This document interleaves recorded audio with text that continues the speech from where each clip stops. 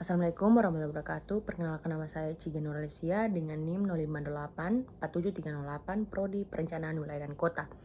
Hari ini saya akan membahas identifikasi karakteristik guna lahan dan kegiatan di Kota Bandung. Topik ini penting karena Bandung terus berkembang dan mengalami tekanan perubahan ruang yang cukup besar dari waktu ke waktu.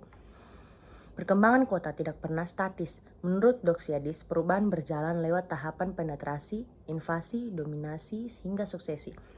Di Bandung, proses ini sering berjalan lebih cepat daripada pembaruan rencana tata ruang, sehingga memunculkan tantangan baru dalam pengelolaan ruang. Dampak transformasi. Transformasi ruang ini membawa dampak yang luas, mulai dari sosial dan budaya hingga ekologi dan ekonomi. Karena itu, politik penataan lahan dan pengendalian pemanfaatan ruang menjadi semakin penting untuk menjaga arah pembangunan kota agar tetap pada koridornya. Konsep guna lahan. Guna lahan adalah fungsi dominan pada suatu kawasan, misalnya pemukiman, komersial, industri, ruang terbuka hijau, kawasan lindung, hingga campuran.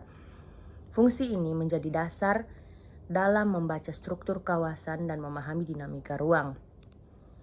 Konsep kegiatan. Sementara itu, kegiatan adalah aktivitas yang berlangsung pada setiap persil.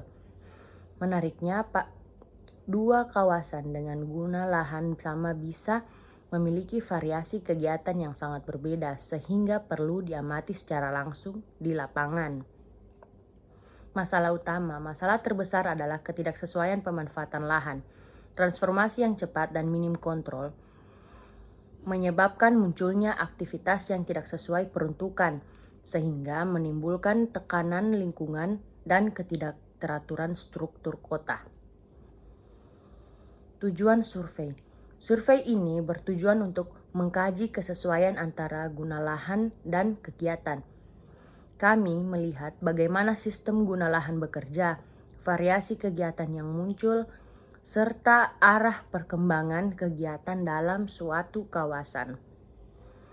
Sasaran survei.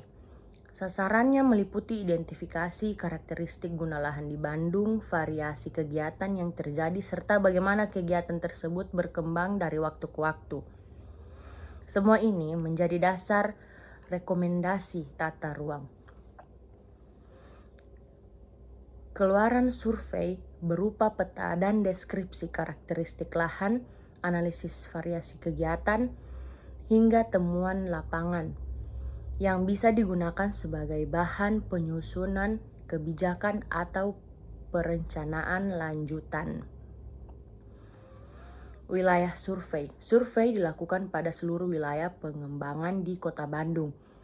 Setiap wilayah memiliki karakter berbeda, baik sisi topografi, kepadatan, hingga tekanan pembangunannya. Pendekatan tahap awal. Pendekatan dimulai dari memahami persoalan, merumuskan kebutuhan data, lalu menentukan populasi dan sampel. Tahapan awal ini memastikan survei berjalan terarah dan sesuai metodologi penelitian. Perangkat dan pelaksanaan survei. Instrumen survei disusun lebih dahulu, kemudian area target dipilih. Setelah itu, pengumpulan data di lapangan dilakukan secara sistematis dengan tetap memperhatikan etika survei. Data yang terkumpul diolah dan divisualisasikan ke dalam bentuk tabel, grafik, dan peta. Dari sini diperoleh interpretasi awal mengenai pola kegiatan dan potensi ketidaksesuaian ruang. Organisasi kegiatan. Kegiatan ini melibatkan pembentukan tim, penyusunan proposal, dan pembagian tugas. Manajemen organisasi memastikan pekerjaan berjalan efisien dan setiap anggota memahami perannya. Manajemen data dan logistik. Data yang dibutuhkan dikumpulkan dari berbagai sumber. Estimasi biaya disusun dan perizinan diperlukan agar pelaksanaan di lapangan berjalan tanpa hambatan. Berdasarkan RT RW Bandung, tiap wilayah pengembangan punya fungsi dominan.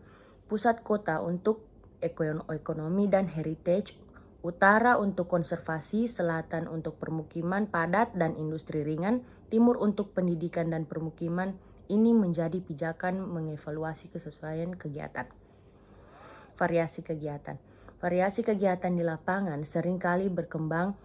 Permukiman berubah jadi rumah kos atau usaha rumahan, kawasan komersial berkembang jadi coworking atau kuliner, bahkan RTH berubah menjadi ruang rekreasi olahraga dan mencerminkan dinamika sosial masyarakat.